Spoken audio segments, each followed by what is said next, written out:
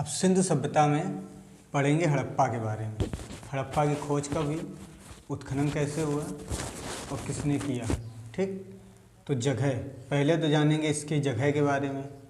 जगह कौन सी थी, तो जगह थी पाकिस्तान का एक ज़िला पड़ता है पाकिस्तान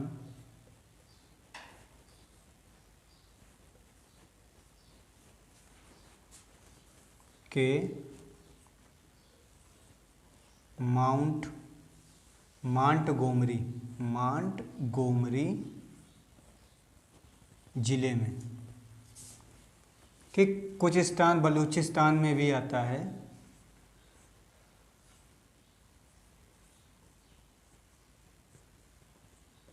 कुछ भाग मिलता है इसका।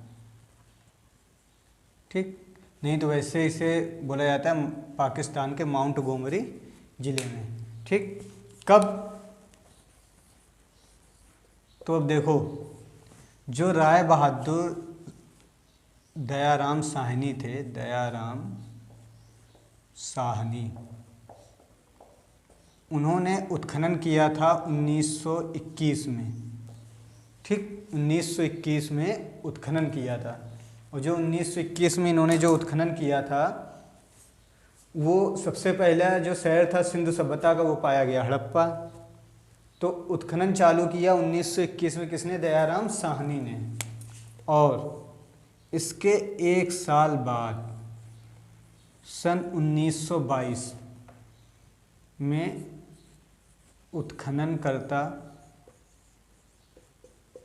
उत्खननकर्ता थे इसके रखालदास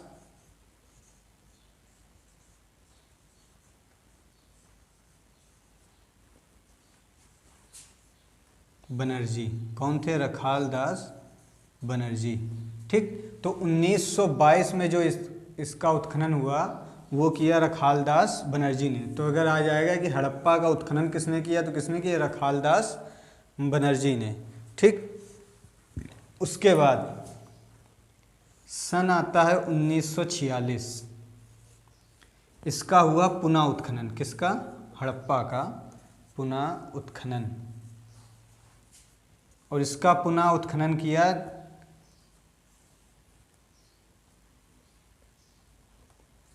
व्हीलर ने। इससे पहले हमने बताया था मैड्रिड व्हीलर ने इसका काल क्या बताया था, 2500 से 1500, 2500 से 1500।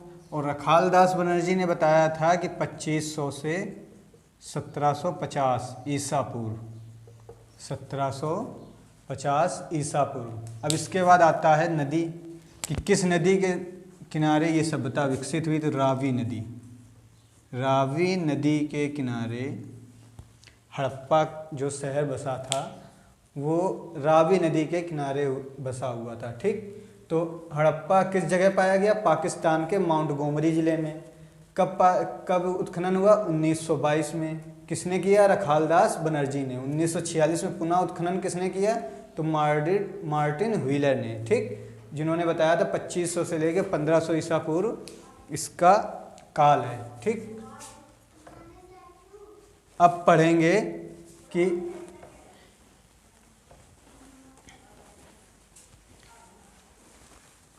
इसमें प्रमाण क्या क्या पाए गए। ठीक, तो प्रमाण के बारे में पता करेंगे कि हड़प्पा में क्या क्या प्रमाण पाए गए।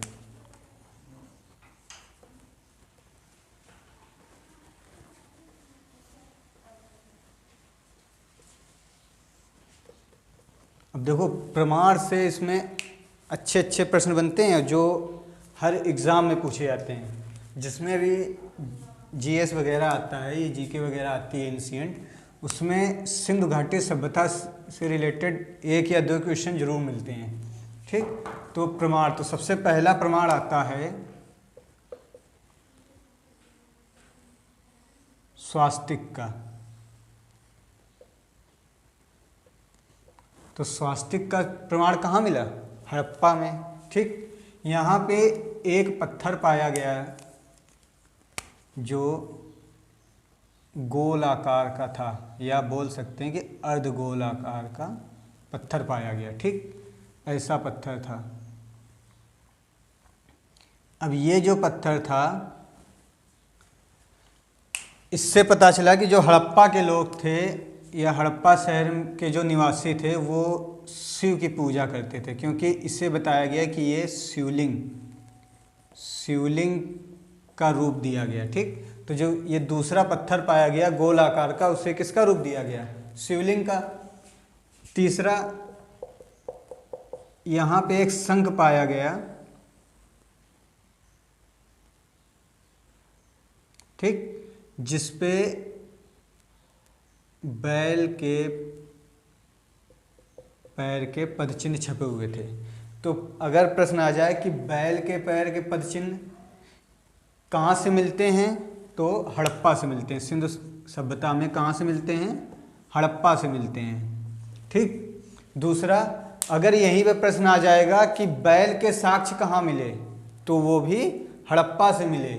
शंख के साक्ष्य कहाँ मिले, तो वो भी हड़प्पा से मिले, क्योंकि शंख, ये क्या है, शंख का जो साक्ष्य है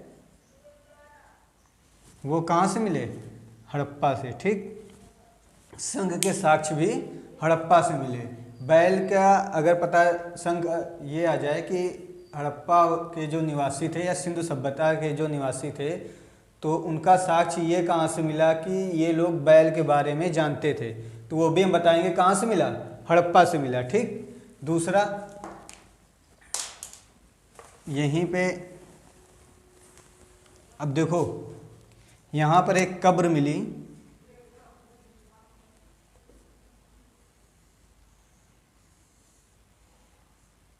एक ये कब्र मिली,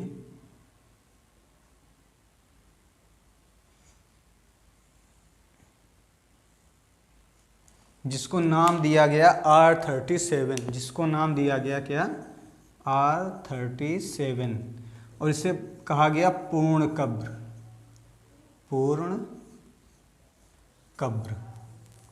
ठीक, तो इसका मतलब क्या है कि अगर प्रश्न आ जाता है कि पूर्ण कब्र के साक्ष्य सर्वप्रथम कहाँ मिले, तो हड़प्पा में मिले। ठीक, इससे पहले जो भी कब्रें मिली थीं R36 तक मिली हुई थी।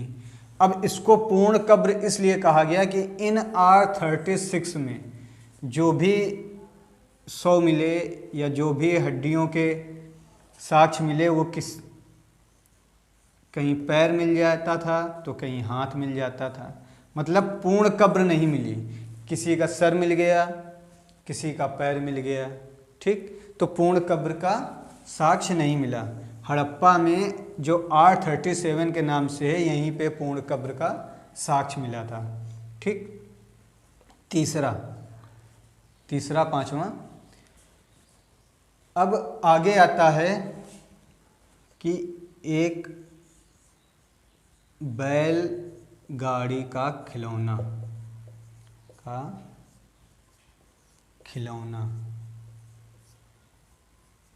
बैलगाड़ी के खिलौने का साक्ष्य, जो कि किसका बना हुआ था? कांस्य का, कांस्य निर्मित बैलगाड़ी के खिलौने के साक्ष्य कहाँ मिले? तो वो भी हड़प्पा में मिले। ठीक, अन्नागार। अब सिंधु सभ्यता में अन्नागार का जिक्र कई बार आया है। एक है अन्नागार, एक है विशाल अन्नागार। ठीक, तो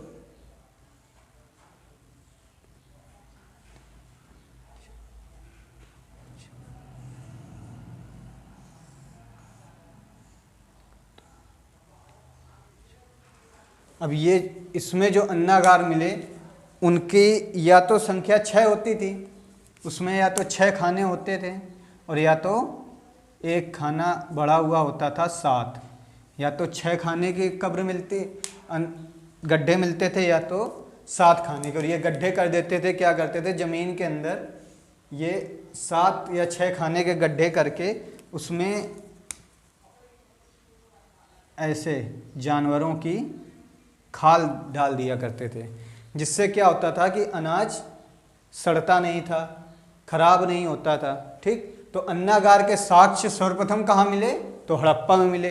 और इसी पे आ जाता है कि विशाल अन्नागार, तो विशाल अन्नागार मिला था मोहनजोदड़ो में। कहाँ मिला था? मोहनजोदड़ो में। ठीक,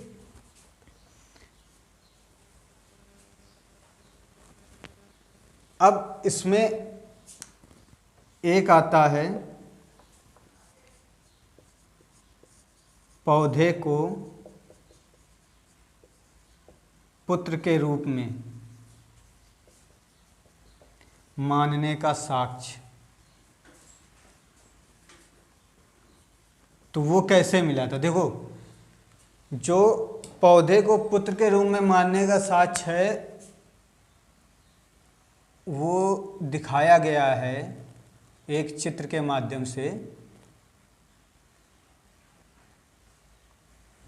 कि एक स्त्री के गर्भ से उगता हुआ पौधा, स्त्री के गर्भ से उगता हुआ पौधा।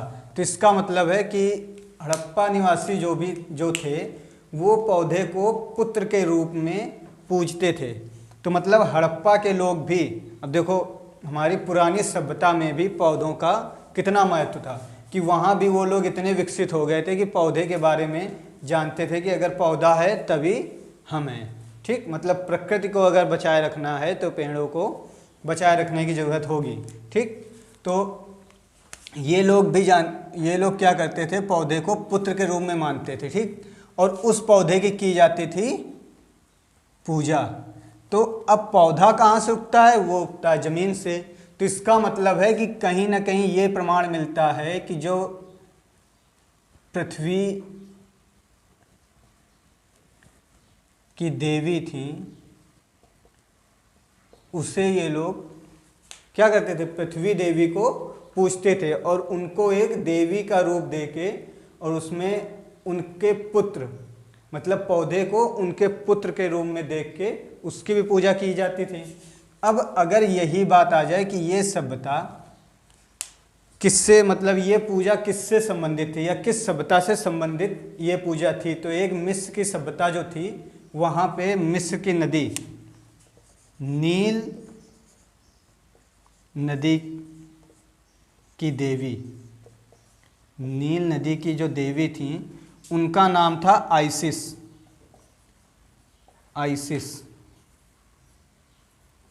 नील नदी की देवी आइसिस के अनुसार पृथ्वी की देवी की पूजा की जाती थी। किस सभ्यता में? हड़प्पा सभ्यता में या सिंधु सभ्यता में। ठीक, और कहाँ से? मिस्र की नील नदी की देवी के अनुसार। ठीक, अब इसमें देखो तो प्रमाण आ गया। प्रमाण क्या क्या मिला कि सबसे पहले एक स्वास्तिक मिला। तो स्वास्तिक का जो प्रमाण मिलता है, इससे प्रमाण क्या मिलता है कि जो हड़प्पा निवासी थे वो सूर्यदेव की भी पूजा करते थे। ठीक, दूसरा मिला कि एक गोल पत्थर मिला और वो गोल पत्थर किसके आकार का मिला? शिवलिंग के आकार का। ठीक, तो इससे पता चलता है कि वो शिव की भी पूजा करते थे। ठीक, दूसरा मिला शंख के प्रमाण मिले और शंख पर बैल के पैर के साक्ष्य मिले। तो अगर प्रश्न आ जाता है कि हड़प्पा में या सिंधु सभ्यता में बैल के पैर के साक्ष्य किस नगर में मिले? तो हड़प्पा नगर में मिले। या हड़प्पा निवासी बैल के बारे में जानकारी रखते थे? तो रखते थे। और कैसे रखते थे वो हमें पता चला, एक शंख पर जो बैल के पैर का आकृति छपी हुई थी उससे पता चला। दूसरा पूर्ण कब्र, ये HSSC में पूछा गया है कि पूर्ण कब्र के साक्ष्य कहाँ मिले? तो कहाँ मिले? हड़प्पा में मिले। ठीक, विशाल अन्नागार मोहनजोदड़ो में मिला था, मगर अन्नागार कहाँ मिला? केवल अन्नागार आ जाए तो हड़प्पा लगाएंगे, विशाल अन्नागार आ जाए तो मोहनजोदड़ो लगाएंगे। ठीक, बैलगाड़ी के खिलौने का साक्ष्य कहाँ मिला? हड़प्पा में मिला। और पेड़ को या पौधे को पुत्र के रूप में मानने का साक्ष्य या पौधे को पुत्र के रूप में पूजने का साक्ष्य कहाँ मिला? तो हड़प्पा में मिला। और किस रूप में मिला? तो अगर आ जाए कि पौधे को पेड़ के रूप में मानने का साक्ष्य किस आकृति के रूप में मिला? तो एक स्त्री के गर्भ से उगता हुआ पौधा, ठीक। और उस स्त्री को पृथ्वी की देवी के रूप में पूजा जाता था, ठीक।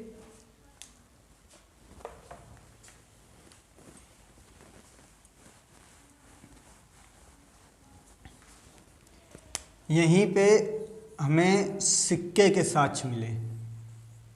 किसके मिले? सिक्के के। सिक्के के साक्ष्य भी यहीं पे मिले थे। अब बात आ जाए कि इसकी लिपि के बारे में, कि लिपि कैसी थी। लिपि तो देखो, अभी तक हमने देखा, अगर इसको देख लें तो ये कैसे पढ़ा गया, कि कैसे पता चला कि जो हड़प्पा के लोग थे वो पौधे को पुत्र के रूप में मानते थे।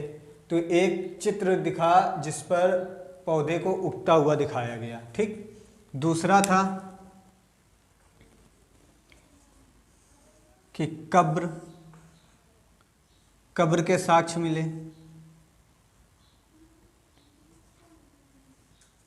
ठीक।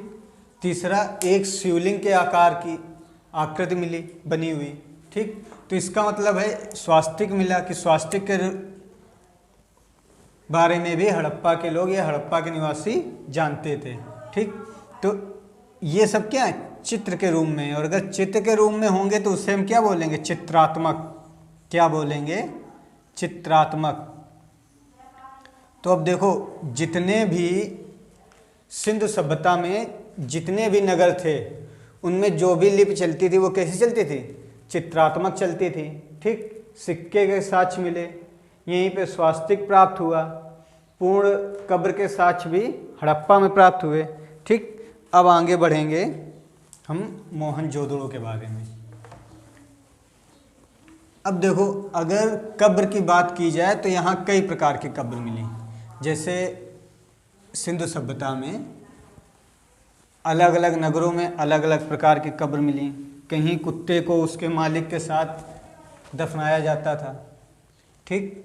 या किसी घोड़े को भी दफनाया गया है उसके मालिक के साथ में, या एक साथ 2 से 3 लोग एक कब्र में दफनाए गए। अब ये आगे पढ़ेंगे कहाँ कहाँ पे इन प्रकार की कब्रें प्राप्त हुई हमें, ठीक। तो आगे बढ़ेंगे हम मोहनजोदड़ो। मोहनजोदड़ो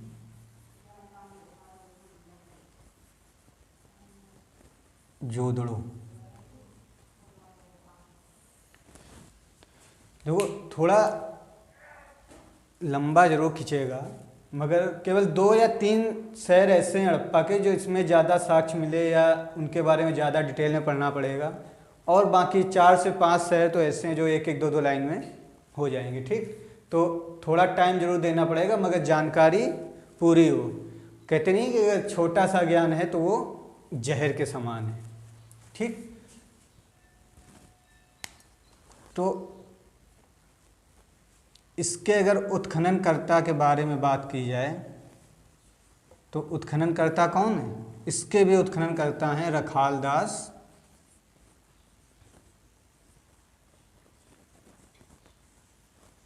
बनर्जी, ठीक। और इसका उत्खनन भी सन 1922 में हुआ था। कब हुआ था? 1922 में, ठीक। किस नदी के किनारे पाई जाती है ये? तो मोहनजोदड़ो जो है वो सिंधु नदी के किनारे पाया जाता है, ठीक। तो अब हम पढ़ेंगे इसके बारे में आगे कि मोहनजोदड़ो में क्या क्या प्रमाण मिले, कब इसका उत्खनन हुआ, किस जगह पे हुआ, और सिंधु सभ्यता में इसका कितना योगदान है, ठीक। तो ये हड़प्पा सभ्यता के बारे में जो जानकारी मिली आपको कैसी मिली, इसके विषय में कमेंट में ज़रूर बताइएगा। आगे एक बात और, मैथ या साइंस के जो भी टॉपिक में अगर आपको कोई भी दिक्कत हो रही है तो आप कमेंट में बता सकते हैं।